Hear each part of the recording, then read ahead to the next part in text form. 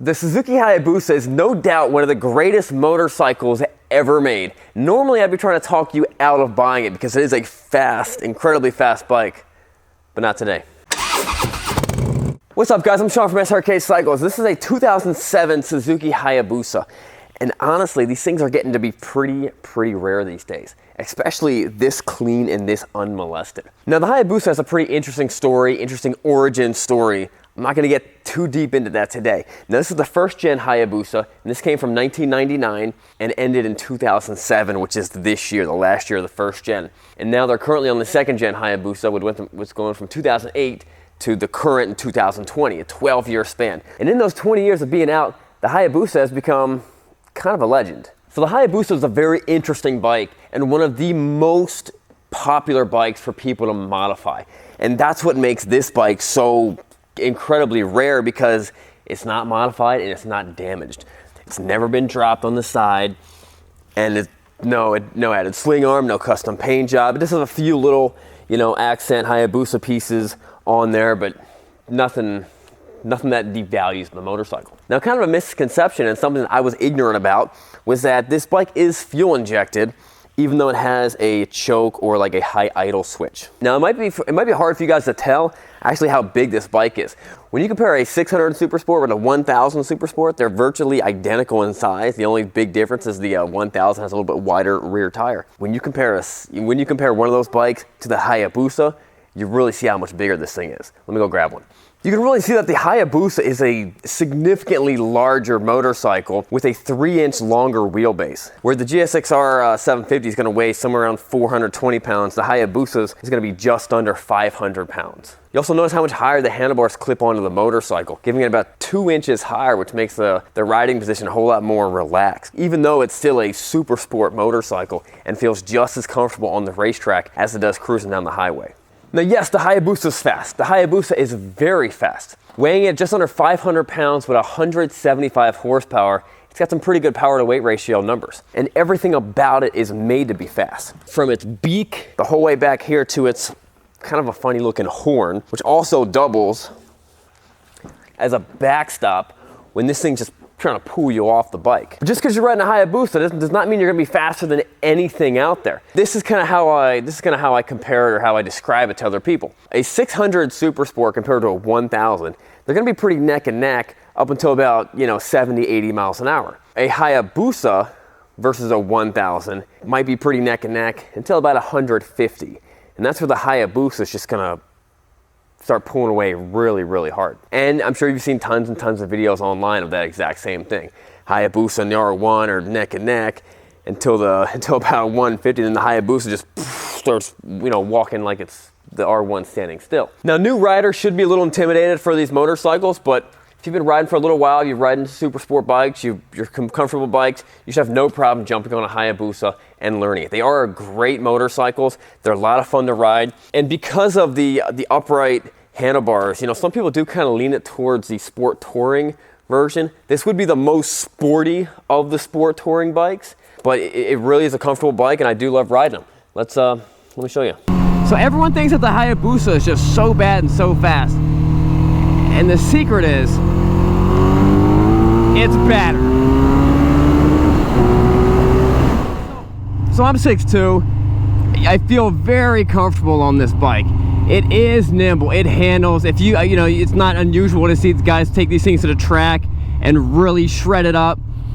And it's pretty, and it's just big power. I mean, up until recently, the leader bikes, the recent leader bikes like the H2 and some of the really bad leader bikes have surpassed this thing in power, but up until then, this thing was the big bad wolf. All right, guys, do the words of wisdom, Matthew 5:6, blessed are those who hunger and thirst for righteousness, for they will be satisfied. What's also nice about it is it is geared so incredibly tall that when you're cruising on the highway, unlike a 600 where you're sitting at like 6,500 RPMs or something like that in top gear. I mean, the 600 is just waiting to pounce. Something like this is going to be cruising at much lower RPMs. Now, even though the bars are a little bit higher than normal clip-ons, that would be a couple inches down like on a normal, Super Sport, it is still a very aggressive seating. I mean, I'm definitely benched, you know, hunched over. I'm putting a lot of weight on my arms, which is, you know, when you're doing sport bike stuff, this, you know, it's an aggressive, fast racer rocket motorcycle, and this is the seating position you absolutely want to be in, because all you have to do is duck down in. You'll notice the Boost has got a much deeper, more muscular rumble than the smaller bikes. Listen to me, you know, a 600 is gonna be much more zoom, zoom, zoom.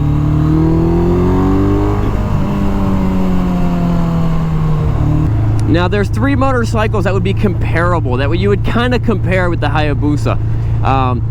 One would be the ZX14, which I think came out in 2006, and it really has not changed ever, as far as I know. Maybe the current year has changed. I've not seen it. The other bike would be the Blackbird, which actually came out before the Hayabusa. If you put all those bikes together, they all have that big, large motorcycle feel. Just big, long, stretched out, giant bikes. Now, so everyone thinks that the Hayabusa is just so bad and so fast. And the secret is, it's better. I love the way this thing rides. It's just such a, you feel so planted on the bike. I mean, yeah, you could wheelie this thing, but even in stock form, you just, you know, when you get on that gas, man, it really feels incredibly solid and stable. It's one of those bikes, if you're a motorcycle guy, if you're a collector, if you like sport bikes, I mean, you gotta ride one. You really do. All right, let's see if I can do a good 0 to 60 on this.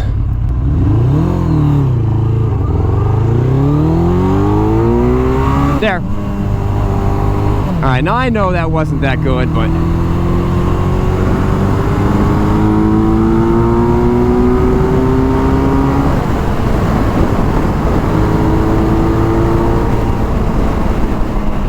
when it comes to getting up to highway speeds, the Hayabusa is the bike to do it.